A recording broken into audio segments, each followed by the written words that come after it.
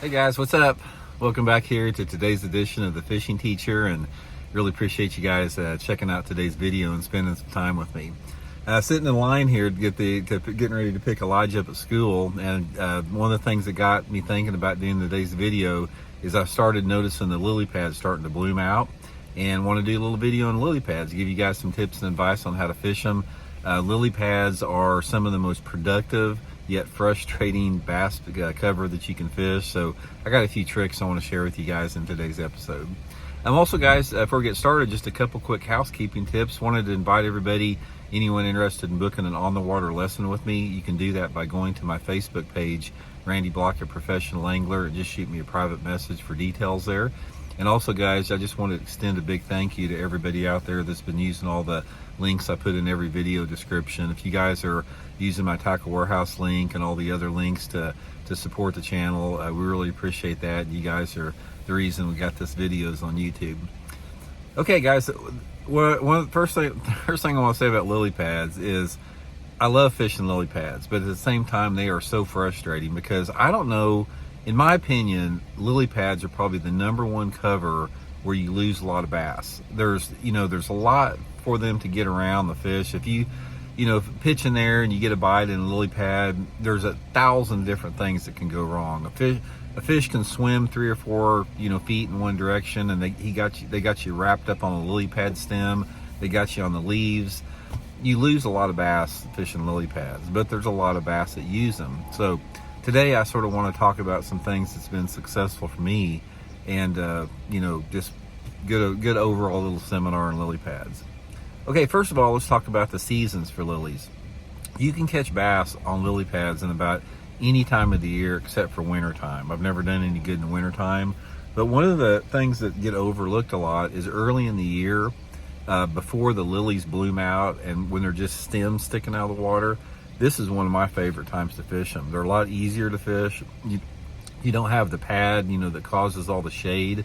But bass love to use lily pads during the pre-spawn time of the year. And without a doubt, the #1 way to fish lily pad stems in that time of year is like a chatterbait or spinnerbait. Just running a chatterbait or spinnerbait through those areas, really good way to catch them. I've also done decent like pitching like a Texas rig lizard in and around those type of lily pads. But the main lily pad fishing you're going to do is going to be when they're bloomed out and they've got the pad itself, on the water. Now, there's 2 different type of lily pads, in my opinion. Well, there's more than 2. You've got different sizes of lily pads, but in terms of today's video, one of the things I want to talk about is if the lily pad is flat on the water or if it's above the water, because a lot of times you'll have these lily pads where the leaf part of it grows about 1 foot above the water, and sometimes the lilies are right on just laying on the water flat. I prefer the lily pads that are sticking out of the water. As far as the ones that go out 6 inches to 1 foot, I've done a lot better on those lily pads than I have the floating lily pads. For me, when I'm fishing floating lily pads, it's sort of a frog deal. Some type of a popping frog or a walking frog. Really good way to catch them. I have done pretty good also on lily pads fishing a spoon around them. But the lily pads that I really want to give you guys some tips and advice on today are those ones that are sticking out of the water. Now, all of them may not be sticking. You may have a couple that are flat, you may have some sticking out, but these type of lily pads, in my opinion, hold more bass. I don't know what it is about it. They usually have larger stems on them. It's just they just seem like they prefer them a little bit better. So some lakes have those type of lilies and some don't, but if you can find those lilies that stick out of the water, they're always better. So my #1 technique for fishing lily pads by far is flipping and pitching. Flipping and pitching lily pads, I have caught so many good fish all over the country. Everywhere from the Potomac River in Maryland all the way across the country, Florida, anywhere there's lily pads, I've caught a bunch of fish flipping and pitching lily pads. And there's a couple different things as far as how you want to do this based upon how those lilies are set up. Because some lilies are on big fields, like they're big vast fields of them, and some of them are a little bit narrower strips, maybe lined along a creek channel. But for the most part, you need to concentrate in and around the edges of a lily pad. And I don't mean like right on the edge of the pad, but I'm talking about, say if you have a pad that's on the edge like that, maybe from that edge back 10 feet or so. Most all the success I've had on that type of water have come, you know, where I can make a decent pitch and flip, or actually where I can just make a straight flip 5 to 10 feet back in. It seems like to me that like 3 to 5 foot back in the lilies is a really good place to catch them. I think those fish, they like to hang closer to those edge because they can move in and out of the pad fields that they want to. Now, a couple of the baits that I've done really good on is probably one of my favorite is a straight tailed plastic worm, like a Zoom trick worm. I've caught a ton of bass, you know, pitching and flipping a trick worm in those pads. A creature bait can be pretty good. Sometimes a jig can be pretty good, but it seems like to me, I do better on lily pads on a worm. Another good worm that I've caught them on is that Zoom Ultra Vibe Speed worm. That's a really good way to catch them. Another piece of advice I'll give you on lilies, guys, is try to go with a light sinker.